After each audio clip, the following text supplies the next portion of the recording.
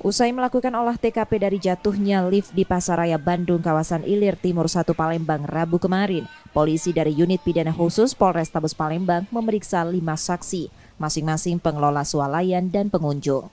Kapolrestabes Palembang, Kombes M. Ngajib menegaskan pemeriksaan terkait adanya dugaan unsur kelalaian dalam insiden yang mengakibatkan 2 orang pekerja terluka.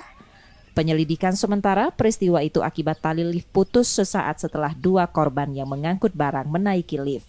Polisi juga mengamankan beberapa barang bukti dari lokasi untuk penyelidikan. Lift yang digunakan sebagai pengangkut barang kini masih terpasang garis polisi dan menutup sementara tempat atau akses menuju ke lift. Kita masih melakukan pendalaman.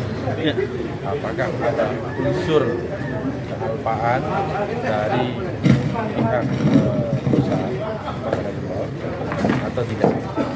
Ini kita masih melakukan pendalaman. Kalau memang nantinya ada kealpaan atau ada merupakan satu bentuk daripada kesengajaan, apalagi ya kita lakukan proses terhadap kecelakaan itu. Saat ini 1 korban masih kritis dan dirawat intensif di Rumah Sakit Muhammad Husin, Palembang. Reski Oktora, Muklas Diferensial, Kompas TV, Palembang, Sumatera Selatan.